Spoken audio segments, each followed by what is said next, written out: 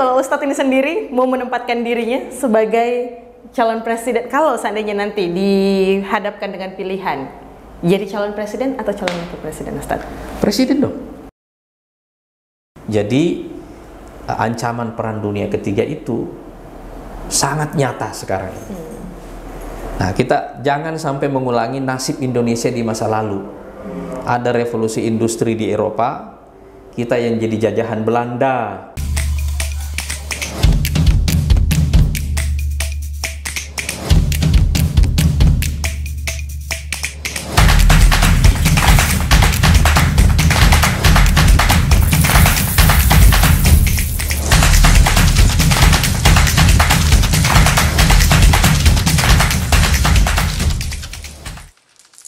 Nah, Ustadz, kemudian kalau kita katakan peta politik itu tidak jauh-jauh pastinya dari partai politik. Kalau Partai Gelora ini sendiri, apakah yang kemudian menjadi sasaran? Kita juga mengingat bahwa apakah yang kemarin, yang dari faksi kemarin ini, ada nih beberapa yang ditarik, kemudian juga ini ditarik, ngikut, ataukah memang sepemahaman nih dengan Ustadz? Saya kira mereka yang ikut dengan saya dari PKS tahu betul bahwa ini bukan pilihan yang mudah. Resikonya besar, sebab mereka akan kehilangan posisinya, ya kan? Dan kita seperti memulai dari awal, ya kan? Justru ketika kita ada di pertengahan umur. Iya. Tapi seperti yang saya bilang, saya orang yang percaya pada ide. Saya orang yang percaya pada narasi, pada cita-cita, gitu.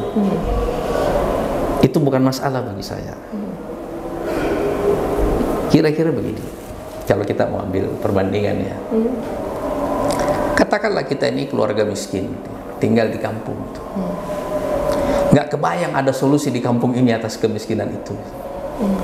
Lalu kita memutuskan pergi merantau ke kota. Ya kan, kita ini orang Bugis kan, perantau ini. Saya juga dulu besar di rantau kan. Jadi waktu kita merantau itu ada jaminan nggak kita akan sukses? Nggak ada kan? Nggak ada jaminan kita akan sukses di kota kan?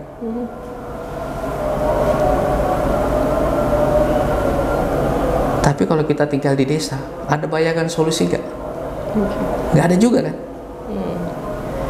Tapi di kota kita punya kemungkinan gagal, iya kan? Tapi kemungkinan sukses ada nggak? Ada. Kalau di desa ada kemungkinan sukses nggak? Nggak ada. Kita merantau. Paling tidak di kota kita punya dua kemungkinan, gagal dan sukses. Mana tahu nasib kita baik, iya kan? Iya kan? Nggak ada jaminan. Semangat itu yang melandasi saya mendirikan Partai Gelora ini. Saya tahu ini berat, seperti memulai dari awal, gitu. Iya kan? Tapi saya merasa sangat bahagia karena saya konsisten dengan cita-cita aja. Gitu. Saya orang merdeka. Saya percaya pada cita-cita, saya percaya pada pikiran, dan hanya orang-orang merdeka yang bisa mengambil pilihan seperti itu, gitu. Iya kan? Nah, teman-teman yang gabung ini dulu adalah anggota dewan yang tidak lagi dicalonkan dan seterusnya. Mereka semua masing-masing mengambil risikonya, gitu loh. Tapi hidup mana ada yang tidak ada risikonya, gitu. Kalau kita dikasih pilihan nih, mati beku di musim dingin atau kita pergi melewati gurun di musim panas itu. Kita juga mendengar bahwa Partai Gelora ini sangat aktif untuk menentang pemilu serentak di 2024 nanti. Nah, pertimbangannya ini seperti apa nih, Ustaz? Kan presiden yang akan kita pilih nanti harus didukung oleh suara yang fresh, yang aktual. Hasil pemilu 2024. semua asumsi yang menjadi landasan dulu kita menyatukan pemilihan presiden dan pileg itu tidak terjadi. Gitu ya. Mau dari sisi efisiensi, kotel efeknya dan seterusnya, ini nggak terjadi itu. Jadi kita mengusulkan mumpung MK memberikan pilihan-pilihan 6 gitu ya. Nah, kita memilih satu dari pilihan ini untuk melakukan pemisahan itu. Supaya nanti presiden yang baru itu tidak didukung oleh suara yang kadaluarsa. Suara yang kadaluarsa dari hasil pemilu 2019. Nah, jadi pemisahan ini maksudnya adalah bahwa supaya konfigurasi partai-partai dengan dukungannya yang terbaru itulah yang menjadi landasan dan menjadi basis dari dukungan calon presiden yang baru. Gitu. Nah, dengan cara seperti itu, maka dukungan kepada presiden yang baru nanti itu adalah dukungan yang aktual, artinya dukungan saat itu, bukan dukungan yang lama. Nah, itu artinya presiden yang baru nanti akan mempunyai basis legitimasi yang lebih kuat dan lebih real, juga lebih aktual. Itu. Nah, kalau kita menggunakan konsep ini, apalagi saya percaya bahwa di tengah krisis besar seperti ini, basis legitimasi presiden itu sangat besar pengaruhnya bagi confidence publik, juga bagi kepercayaan publik kepada pemimpinnya. Iya kan, karena dia dipilih oleh suara yang ada saat itu, iya kan, dengan dukungan itu ya. Gitu. Terutama kalau misalnya gugatan dari berbagai pihak terhadap 20% ini tidak dikabulkan oleh MK. Walaupun menurut saya gugatan 20% itu 0% ini, walaupun belum ada yang sukses sampai sekarang, tapi MK perlu memberikan catatan bahwa gugatan itu tidak pernah berhenti, datang aja terus itu.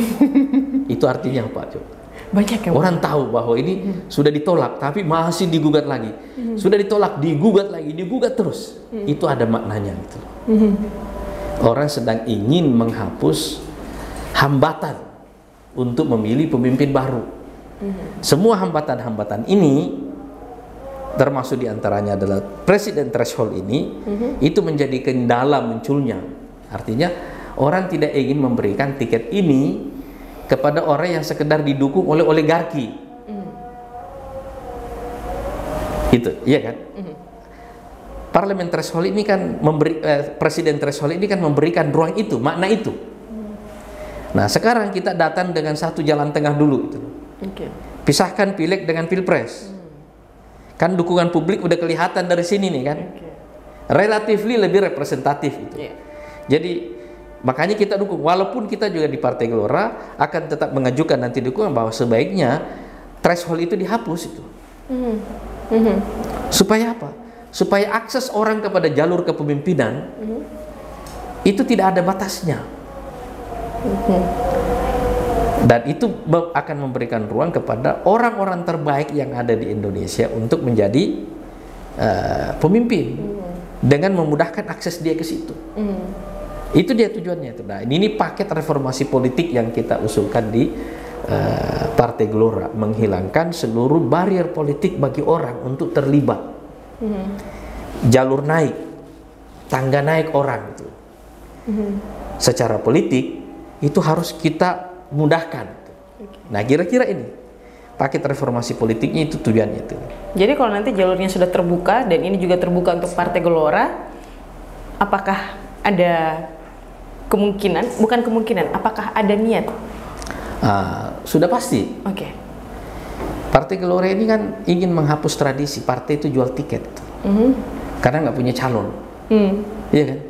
Terus gunanya apa kita bikin partai? Kita bikin partai ini sebagai sekolah politik yang akan melahirkan pemimpin untuk bangsa. Terus capek-capek kita bikin, habis itu kita kasih ke orang. Karena ada persyaratan itu kan. Nah sekarang kalau ini ditolak, kalau ini maksudnya diterima, dipisahkan sudah kayak gitu, kita akan berjuang supaya Partai Gelora bisa mendapatkan tiket penuh untuk mengajukan calon presidennya sendiri. Sebagai calon presiden atau calon wakil presiden? Nggak ada wakil presiden dulu dong gitu loh. Oke. Iya. Kalau mimpi itu jangan tanggung gitu. Oke. Mimpi itu jangan tanggung dulu gitu. Tapi kalau Ustadz ini sendiri mau menempatkan dirinya sebagai calon presiden, kalau seandainya nanti dihadapkan dengan pilihan jadi calon presiden atau calon wakil presiden, Ustadz? Presiden dong. Orang tidak boleh malu-malu mengatakan begitu gitu, bahwa kita mau begitu, makanya kita bikin gugatan ke MK gitu.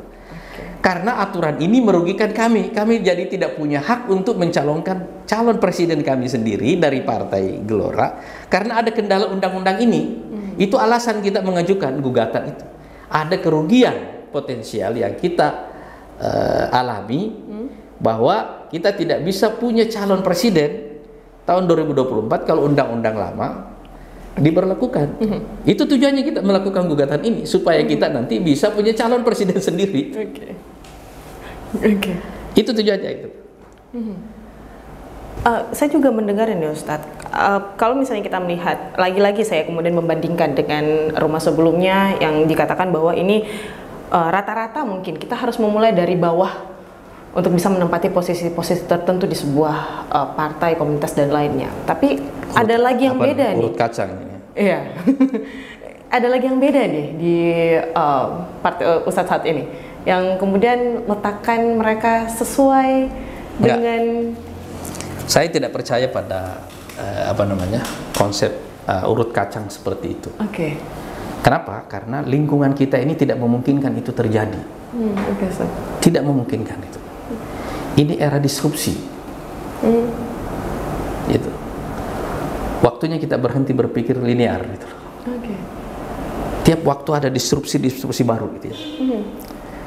Dan karena itu memahami disrupsi ini dalam pendekatan komunitas itu perlu ada gabungan beberapa generasi sekaligus itu. Iya kan? Supaya kita memahami ini prosesnya itu loh. Sebab begini, perubahan yang terlalu cepat itu kan secara psikologis membuat kita itu tidak tenang gitu ya. Terlalu banyak ketidakpastian gitu ya. Dan karena itu tidak semua perubahan yang cepat itu secara otomatis juga nanti akan melahirkan output yang baik. Itu sebabnya kita perlu orang-orang yang bijak gitu. Tapi orang-orang yang bijak di tengah perubahan yang terlalu cepat ini bisa jadi bersikap lamban, karena kadang-kadang orang bijak itu agak susah juga dibedakan dengan penakut gitu. Iya kan? Antara terlalu bijak. Iya. Nah, kelebihan anak-anak muda itu adalah keberaniannya, agresivitasnya. Kita perlu keberanian itu, kita perlu agresivitas seperti itu. Dan orang yang tidak terlalu memikirkan risiko. Iya kan? Kita perlu itu gabung dengan kebijaksanaan ini. Kelebihan anak muda adalah justru kebodohannya. Karena dia tidak banyak tahu, jadi dia berani. Yang sudah tua karena terlalu banyak benturan, terlalu banyak pengalaman, terlalu banyak luka, akhirnya nggak berani. Iya kan? Hati-hati melangkah. Jadi terlalu hati-hati. Sementara lingkungan kita ini kan terlalu cepat sekali perubahannya itu, dan elemen-elemen perubahan itu tidak bisa kita kendalikan. Iya kan? Coba kita lihat dalam 2 tahun ini apa yang berubah dalam hidup kita itu. Kan buka mata ini kan termasuk yang menikmati perubahan ini kan. Iya kan? Anda bisa bikin media berbicara kepada audiens yang sangat luas dari kamar kecil di Makassar, ya kan?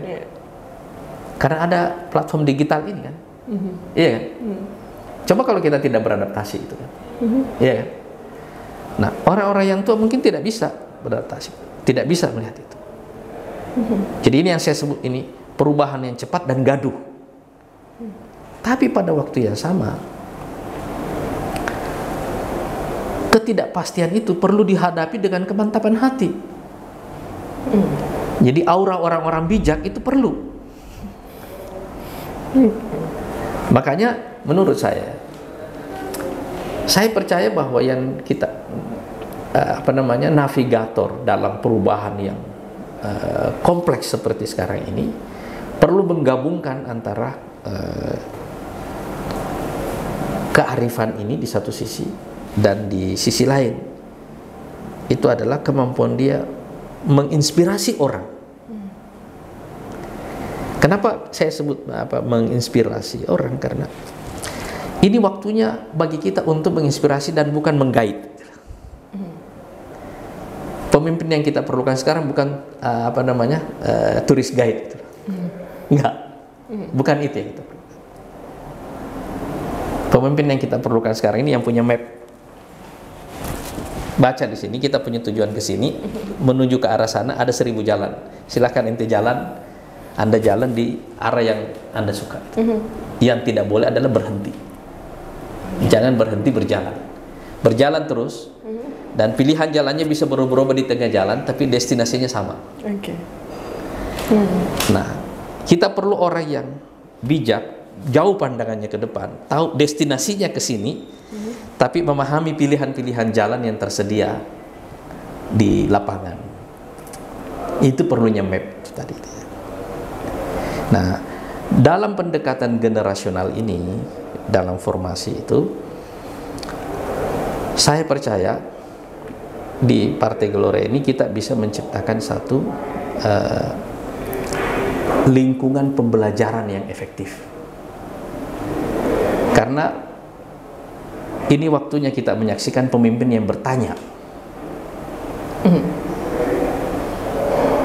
Bukan pemimpin yang tahu semuanya.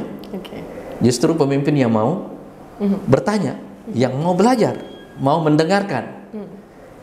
Walaupun dia tahu ada arahnya. Iya kan? Arahnya jelas, dia tahu, dia mengarahkan ke sana. Tapi dia perlu menyisakan ruang bahwa dia yang tidak dia ketahui jauh lebih banyak daripada yang dia tahu, disebabkan oleh kompleksnya situasi ini. Nah, itu seninya menurut saya melakukan menavigasi bangsa di tengah kompleksitas sekarang ini. Jadi melihat Indonesia ke depan ini dengan 5 tantangan global yang tadi dibahas, yang kemudian nantinya akan membawa arah baru. Ustadz, kita sebenarnya berharap kita bisa berbincang sangat panjang dan juga sangat lama. Tapi serius sekali kita nih. Serius sekali. Sangat serius ini sebenarnya. Padahal saya pikir tadi dialog santai. Mau santai. Jadi serius gitu. Tapi ini serius sekali. Tapi nanti semoga kita bisa ada di segmen lainnya. Tapi kita ngedate aja, Ustadz. Jadi memang pembahasannya betul-betul lebih santai, lebih personal. Karena tadi mau bahas soal Dinda Hisham, tapi saya kayaknya lebih excited untuk membahas masa depan Partai Gelora yang agak lebih serius ini. Inilah aslinya buka kopi tumpah nih, Ustadz. Ustadz, kami ucapkan terima kasih banyak sudah mengunjungi studio Buka Mata untuk bisa mengisi kopi tumpah untuk edisi hari ini. Kami ucapkan sekali lagi terima kasih banyak, dan tentunya kita berharap bahwa kedepannya masih ada waktu berjodoh, dan mungkin kita gantian jalan-jalan ke studio Gelora nantinya ya. Kita undang ya, kita undang. Ditunggu undangannya, ditunggu undangannya. Terakhir mungkin Ustadz yang ingin kemudian disampaikan kepada para viewers dari Buka Mata, kami persilakan. Saya ingin menegaskan kembali tantangan besar yang dihadapi oleh Indonesia sekarang ini, yang saya sebutkan tadi: perubahan iklim, konflik geopolitik, krisis ekonomi, hilangnya elit atau matinya elit ini yang bertanggung jawab dan punya visi masa depan. Dan yang keempat ini adalah ancaman disintegrasi dan konflik sosial. Ini adalah ancaman eksistensial bagi kita sebagai bangsa. Tapi kami di Partai Gelora memperkenalkan cara pendekatan baru terhadap tantangan ini. Jangan anggap tantangan itu sebagai masalah. Tantangan itu adalah peluang. Makanya ini waktunya kita berpikir bagaimana caranya menjadikan tantangan ini sebagai peluang bagi Indonesia untuk melakukan satu lompatan sejarah. Apa yang saya maksud dengan lompatan sejarah itu? Bagaimana menjadikan Indonesia sebagai kekuatan kelima dunia. Kenapa perlu kekuatan kelima? Karena krisis global yang sekarang sedang terjadi ini adalah krisis tentang tatanan dunia lama yang tidak bisa dipertahankan. Dan kita akan memasuki satu tatanan dunia baru. Dalam transformasi dari tatanan dunia lama menuju tatanan dunia baru ini akan banyak krisis, akan banyak konflik, dan sekarang sudah terjadi perang. Dan itu yang harus kita persiapkan. Perang ini bisa berlanjut mengalami eskalasi yang jauh lebih besar. Jadi ancaman perang dunia ketiga itu sangat nyata sekarang ini. Nah, kita jangan sampai mengulangi nasib Indonesia di masa lalu. Ada revolusi industri di Eropa, kita yang jadi jajahan Belanda di sini, ya kan?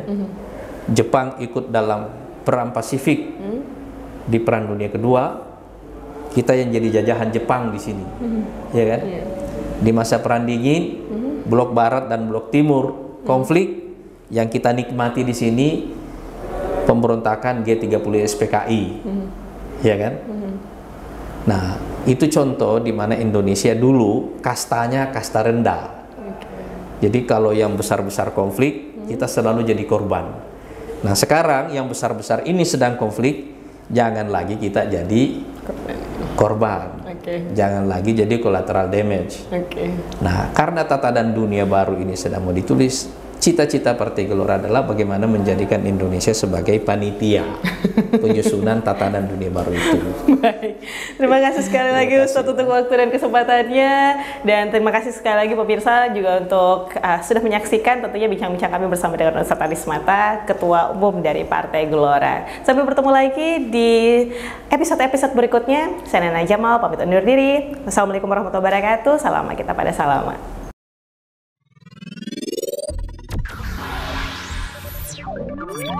Oh.